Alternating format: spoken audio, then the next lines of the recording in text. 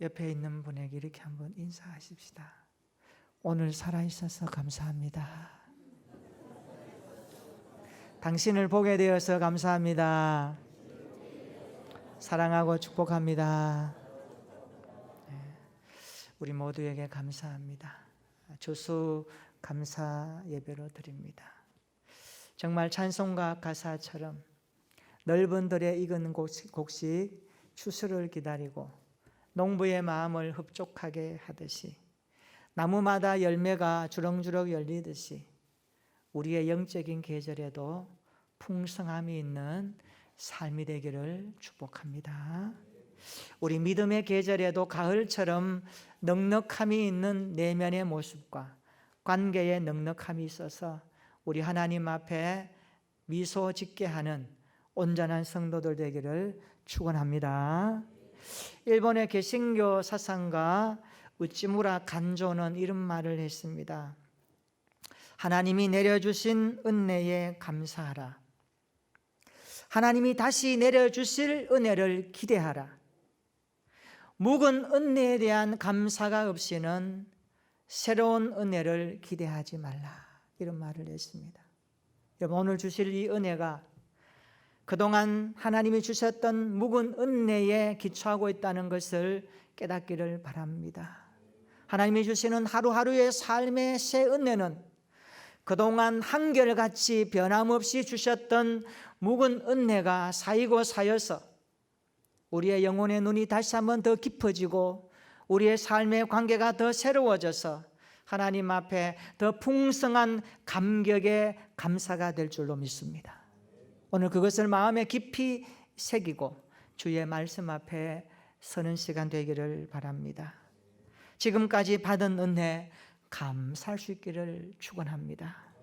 오늘 받을 새로운 은혜를 기대하며 감사하시기를 바랍니다. 성경은 범사에 감사하라고 말씀합니다. 감사하는 것은 하나님의 뜻입니다.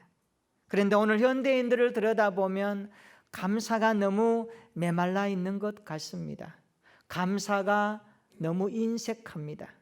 많이 가져도 감사하지 못합니다. 있는데도 감사하지 못합니다. 과거에 비하면 너무너무 풍족한 삶의 환경임에도 불구하고 감사의 질은 너무 많이 약해진 것 같습니다. 왜 그럴까요? 우리의 문제고 우리의 삶의 체크사항입니다. 감사는 믿음 있는 자들의 신앙 고백 아닙니까? 믿음 있는 자들의 언어의 노래 아닙니까? 믿음 있는 자들의 내면의 고백이 흘러나오는 내용 아닙니까? 감사의 출입문이 활짝 열려져서 오늘 찬송과 감사함으로 주의 궁정에 들어가는 신령한 예배 되기를 축복합니다.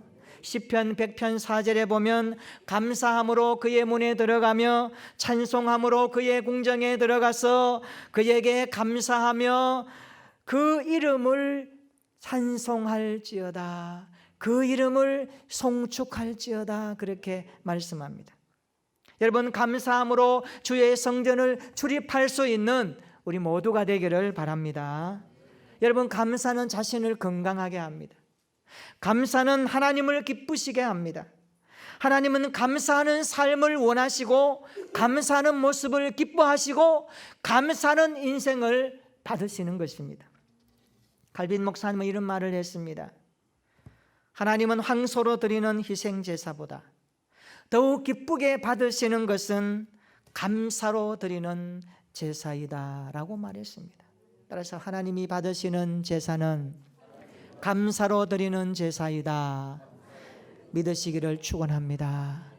우리의 마음에 하나님이 주신 은혜를 믿고 깨닫고 고백함으로 진정성을 가지고 감사의 제사로 드리는 모든 활동, 모든 땀 흘림, 모든 일함이 하나님이 받으시는 예배가 될 줄로 믿습니다.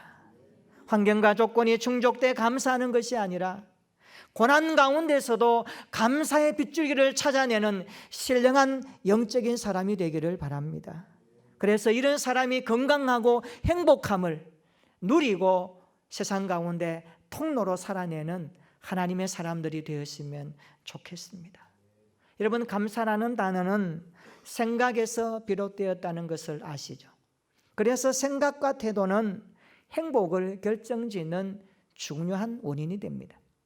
감사하는 삶을 살기 위해서는 감사합니다라고 하는 말도 중요하지만 감사에 대한 마음을 가지는 태도가 엄청 중요하다는 것을 알아야 합니다. 그러므로 감사를 할 줄 아는 사람은 정말로 성숙한 사람이고 믿음이 자라고 있다라는 증거입니다. 오늘 본문 15절 한번 읽어볼까요? 바울이 우리에게 뭐라고 말합니까? 15절 시작.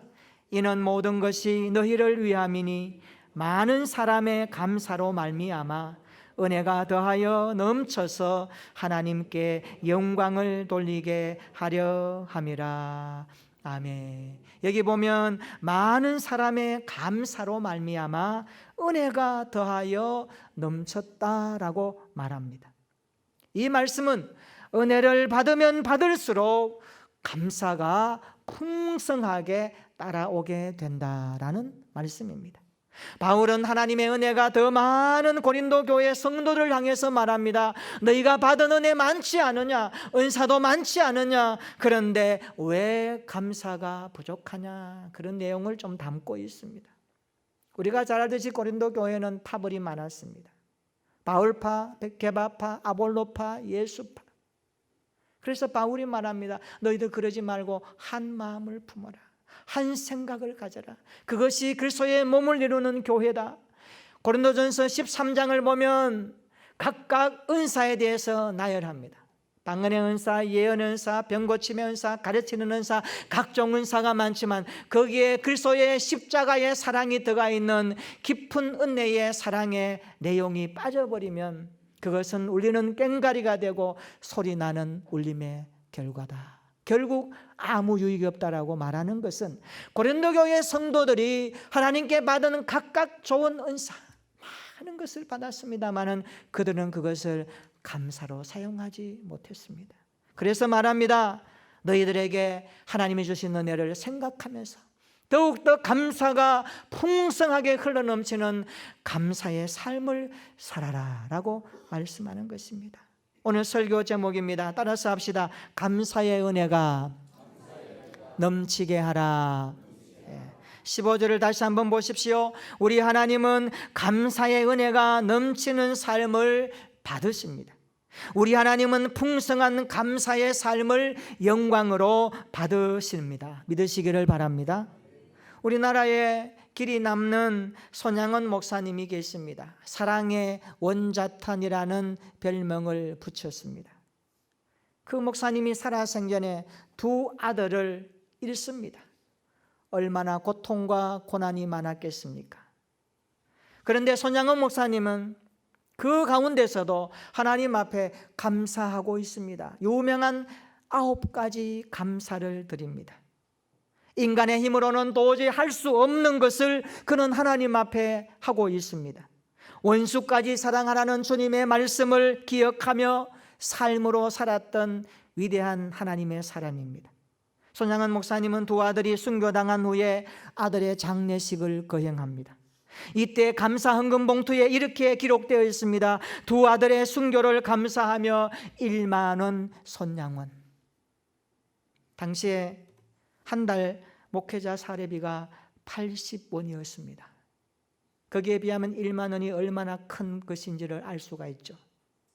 그는 두 아들이 이런 그 자리에서 하나님 앞에 감사하고 있습니다. 9가지 감사를 이렇게 드리고 있습니다. 첫째, 나 같은 죄인의 혈통에서 순교의 자식을 주시니 감사합니다.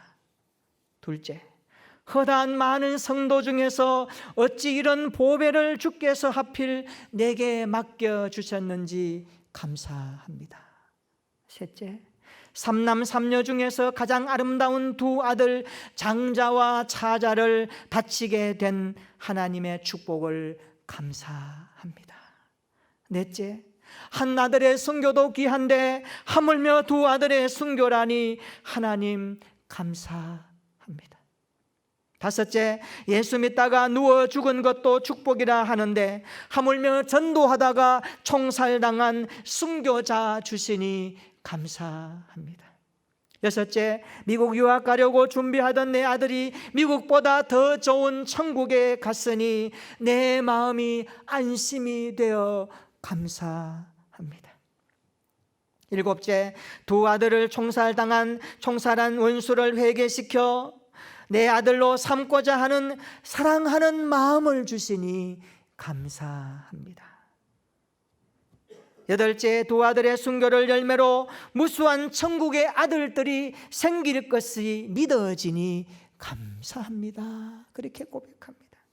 마지막 아홉 번째, 이런 내용입니다. 이 같은 역경 속에서도 8가지 진리와 하나님의 사랑을 깨닫는 기쁜 마음을 주시고 여유 있는 믿음을 주신 우리 주 예수 그리스도께 감사드립니다.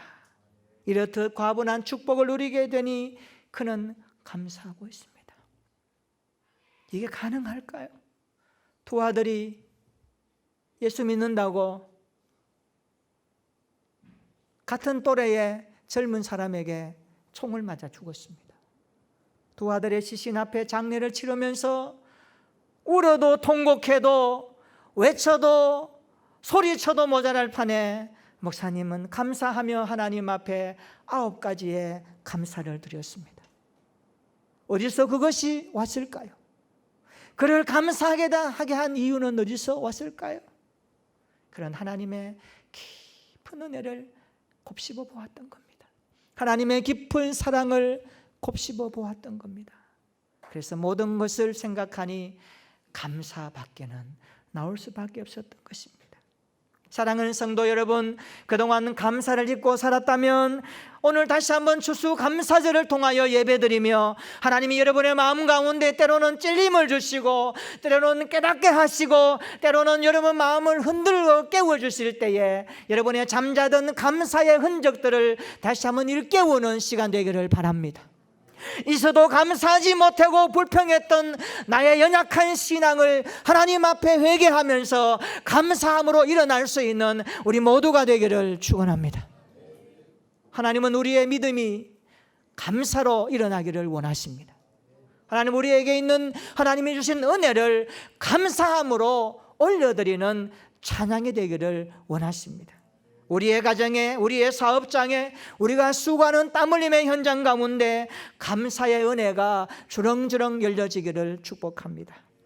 우리 교회에 감사의 은혜가 넘치는 공동체가 되어져서 세상에 불평하고 원망하는 자들이 교회에 왔다가 등록하고 여러분과 함께 신앙적 교제를 나눌 때에 야, 이것이 믿음이구나, 이것이 신앙이구나, 예수 믿는 것이 이런 보람과 의미가 있구나, 저들이 도전받고 저들이 하나님을 알아가는 축복의 통로로 여러분의 감사가 사용되기를 바랍니다. 여러분의 삶의 모습이 세상 가운데 축복의 통로가 되기를 바랍니다. 감사는 그런 것입니다. 하나님이 주시면 감사하는 것이 아니라 이미 주신 것을 깨닫고 누리는 것을 되찾아 하나님 앞에 감사의 풍성함으로 나아가는 그 자체가 은혜인 줄로 믿습니다. 그렇다면 오늘 감사의 은혜가 넘치게 하려면 어떻게 해야 될까요? 오늘 읽었던 본문을 통하여서 우리의 신앙생활 가운데, 우리의 교회생활 가운데, 우리의 일생여정 가운데 날마다 감사의 은혜가 넘치게 하는 삶을 살려면 어떻게 살아야 할까요? 그 비결이 무엇일까요? 오늘 바울은 우리에게 적어도 3가지를 대답하고 있습니다. 첫째로, 감사의 은혜가 넘치게 하려면 질그릇 속에 담긴 보배 때문에 감사해야 하는 것입니다. 우리 7절 한번 읽어볼까요? 오늘 본문 7절입니다. 시작. 우리가 이 보배를 질그릇에 가졌으니 이는 심히 큰 능력은 하나님께 있고 우리에게 있지 아니함을 알게 하려 함이라. 아멘. 바울은 우리가 이 보배를 어디에 가졌다고 말합니까? 질그릇에 가졌다라고 말합니다. 여러분, 상식적으로 보배는 좋은 곳에 담아야 합니다. 보배는 잃어버리기 쉽기 때문에 잘 보관해야 됩니다. 질그릇에 보배가 담겨 있으면 훔쳐가 버립니다. 그렇지 않아요? 상식적으로 생각해 봅시다. 질그릇은 흙으로 만든 그릇입니다. 흙으로 만들었기 때문에 잘 깨어집니다. 그런데 성경은 질그릇이 누구인가? 라고 말할 때 연약한 우리라고 말씀하고 있습니다. 우리 인생은 잘 깨어집니다. 우리 인생은 잘 넘어집니다. 말 한마디에도 상처받고 눈물 흘리는 것이 우리 인생입니다. 몸에 병균 하나가 들어와도 아프고 쓰러지는 것이 우리 인생입니다. 우리 인생은 질그릇 같은 우리들입니다. 그런데 하나님은 이렇게 약한 우리 안에 보배를 담아 주셨습니다. 우리 안에 예수 그리스도가 계십니다. 믿는 자들에게는 주님이 거하십니다. 할렐루야. 질그릇에 보배가 담겼으니 이제는 어떻습니까? 그릇의 가치가 달라지는 것입니다. 여러분, 이 그릇 속에 무엇이 담겨있냐에 따라서, 그릇 속에 담겨있는 내용물에 따라서 그릇의 가치가 달라짐을 아셔야 합니다. 여러분, 우리는 예수님을 모시고 예수님짜리 인생으로 그 가치가 달라졌다는 것을 믿으시기를 바랍니다. 그것이 감사의 이유가 되시기를 축원합니다. 예수님이 보배요 구원이 보배임을 감사할 수 있기를 축원합니다. 우리는 예수님 때문에 능력 있는 삶을 살 수 있습니다. 우리 안에 계시는 주님은 약하지 않습니다. 우리 안에 계시는 주 예수 그리스도는 우리의 인생을 붙드시고 인도하시는 전능하신 하나님 여호와이십니다. 그분이 우리 안에 계시기 때문에 감사하시기를 축원합니다. 우리 일생 가운데 동행하시는 주님이 우리와 함께 하시기 때문에 감사하시기를 바랍니다. 질것 같은 우리 자신을 바라보지 마십시오. 추하고 더럽고 냄새납니다. 우리 안에 계신 주님을 바라보시고 그 주님의 은혜 때문에 우리의 삶이 오늘 또 살아가고 유지되고 존재한다는 사실을 깨닫고 믿음으로 감사할 수 있기를 축원합니다. 오늘 바울은 말합니다. 너희는 질그릇 같은 인생이다. 깨지기 쉽다, 넘어지기 쉽다, 실패하기 쉽다. 그러나 너희 안에 주 예수 그리스도가 계신다. 그분이 보배이시다. 그것 때문에 감사하라 라고 말씀하십니다. 오늘 세상 많은 사람들은 가져야 감사하고 이루어야 감사하고 주셔야 감사하지만 성경은 우리가 그렇게 말하지 않습니다. 너희 안에 이미 그리스도가 계신다. 보배로 계신다. 그 주님 때문에 감사하라 라고 말씀합니다. 날마다 예수님의 이름으로 감사할 수 있기를 바랍니다. 질그릇에 담긴 예수님 보배 되시기 때문에 감사하는 풍성한 가을이 되기를 바랍니다. 두 번째로 복음이 보배이기 때문에 감사하시기를 바랍니다. 바울이 전하는 사역의 핵심은 복음 전파였습니다. 바울이 복음을 전하다가 얼마나 어려움을 당했습니까? 우겨삼을 당했고 답답한 일도 만났습니다. 낙심도 찾아왔고 박해도 찾아왔습니다. 심지어 생명의 위협까지 느끼는 삶의 어려움을 그는 경험합니다. 그러나 바울은 그 순간순간 낙심하지 않았습니다. 포기하지 않았습니다. 절망하지 않았습니다. 왜 그럴까요? 오늘 8절로 10절이 대답해 줍니다. 우리 같이 한번 읽어볼까요? 오늘 8절에서 10절입니다. 시작. 우리가 사방으로 우겨삼을 당하여도 사이지 아니하며 답답한 일을 당하여도 낙심하지 아니하며 박해를 받아도 버림받지 아니하며 거꾸로뜨림을 당하여도 망하지 아니하고 우리가 항상 예수의 죽음을 몸에 짊어짐은 예수의 생명이 또한 우리 몸에 나타나게 하려 함이라. 아멘. 여기에 나오는 표현을 한번 봅시다.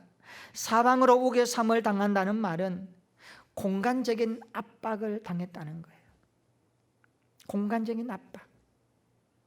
공간적으로 나를 압박해오고 있어요. 사방으로 우겨삼을 당해요. 답답한 일을 당한다는 말은 절망적인 상태를 말합니다. 숨 쉴 수 없을 정도로 생명의 위험을 느끼는 답답한 상황. 여러분, 기가 막힌 일을 만나면 답답해서 숨 쉴 수 없죠. 헉헉거리죠. 숨이 멎듯이. 바울은 복음을 전하다가 답답한 일을 많이 당했습니다. 그리고 박해와 거꾸로뜨림은 죽을 고비를 경험하는 것입니다. 죽을 고비를 경험하는 거죠. 이런 환경과 상황 속에서도 바울은 복음 때문에 낙심하지 않았습니다. 12절 한번 보십시오. 이 복음이 생명으로 우리 안에서 역사한다라고 그는 고백합니다. 복음 때문에 바울은 낙심하지 않고 오히려 감사했다라고 고백하고 있습니다. 여러분, 복음이 보배이기 때문에 감사할 수 있기를 축원합니다. 우리가 예수 믿게 된 것은 누군가가 예수님은 구원자이시요 우리의 죄를 위해 십자가에 죽으시고 부활하신 구원의 하나님이심을 누군가가 우리에게 전해주었기 때문에 우리가 예수 믿게 된 줄로 믿습니다. 이 땅에 130년 전에 토마스 언더우드 선교사가 저 대동강변에서 자기의 생명을 죽음까지 던지면서 복음을 전했습니다. 성경을 전했습니다. 말씀을 전했습니다. 그래서 이 땅에 하나님의 나라가 세워진 것입니다. 우리가 받은 이 복음은요, 누군가가 생명 걸고 전했기 때문에 하나님이 주신 선물입니다. 우리가 이 복음을 가지고 있습니다. 이 복음 때문에 감사할 수 있기를 축원합니다. 입을 벌려 복음을 전하고 삶으로 복음을 나타내고 우리 인생 가운데 복음의 주인공이신 예수 그리스도가 투영되는 믿음의 신실한 삶을 살아갈 수 있기를 축원합니다. 오늘 바울은 말합니다. 너희가 복음 때문에 감사하라. 복음으로 인하여 감사하라. 이것이 우리의 삶이 되기를 주님의 이름으로 축원합니다. 세 번째로 부활이 보배이기 때문에 감사하라라고 말씀합니다. 여러분, 사람에게 가장 무서운 것이 무엇일까요? 그것은 죽음이죠. 모든 사람은 죽음 앞에서 낙심합니다. 죽음을 무서워합니다. 죽음을 싫어합니다. 두려워합니다. 모든 사람이 죽음의 터널을 싫어합니다. 인간이 죽음을 이길 수만 있다면 얼마나 좋을까요? 그런데 오늘 본문에서 죽음을 이길 수 있다라고 말씀합니다. 우리 14절 한번 읽어볼까요? 14절입니다. 시작. 주 예수를 다시 살리시니가 예수와 함께 우리도 다시 살리사 너희와 함께 그 앞에 서게 하실 줄을 아노라. 아멘. 가슴이 뛰지 않습니까? 쉽게 말하면 예수 믿는 우리에게 죽음은 곧 부활로 이어진다라는 말씀입니다. 부활이 있기에 우리에게 소망이 있습니다. 부활이 있기에 우리는 먼저 떠난 나의 가족을 천국에서 만나볼 수가 있는 것입니다.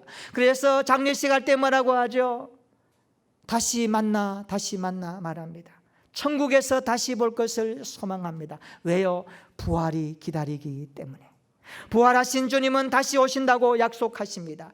요한복음 14장 3절에 말씀합니다. 내가 가서 너희를 위하여 거처를 예비하면 내가 다시 와서 너희를 내게로 영접하여 나 있는 곳에 너희도 있게 하리라. 할렐루야.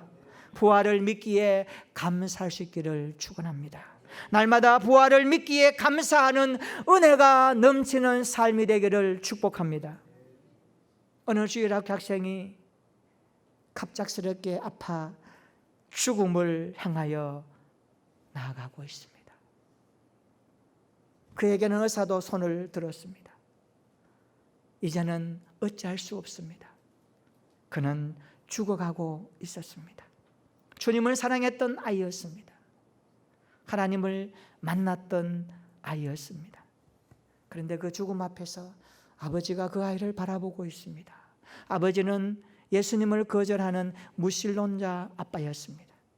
그는 죽어가면서 아버지에게 이렇게 한마디를 호소합니다.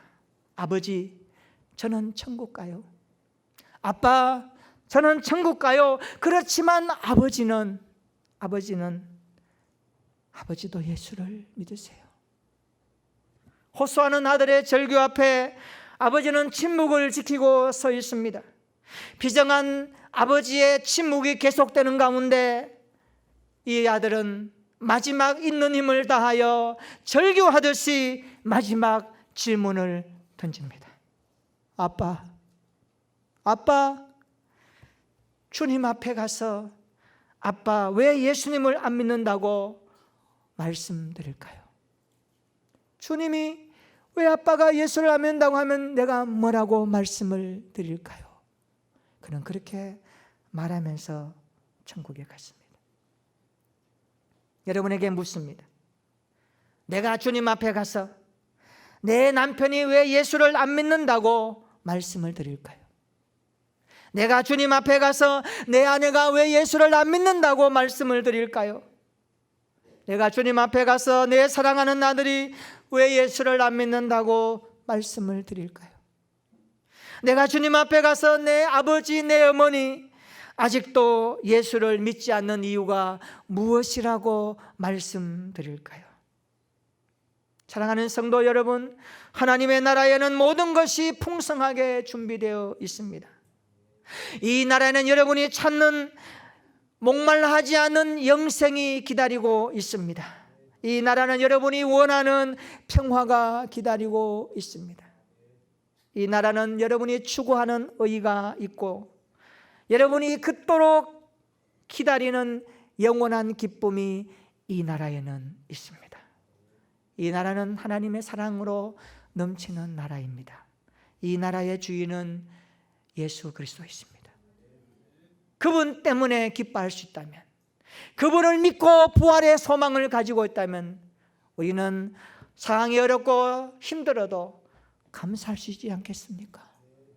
오늘 우리의 삶의 모습이 질그릇에 담긴 보배 때문에 감사할 수 있기를 축원합니다. 복음이 보배이기 때문에 감사하시기를 바랍니다. 부활이 보배이기 때문에 감사하는 은혜가 넘치기를 축원합니다. 한번 따라서 합시다. 감사의 은혜가 넘치게 하라. 내 평생 동안 감사의 은혜가 넘치게 하리라. 이런 고백이 이번 한 주간 삶으로 이어지기를 주님의 이름으로 축원합니다.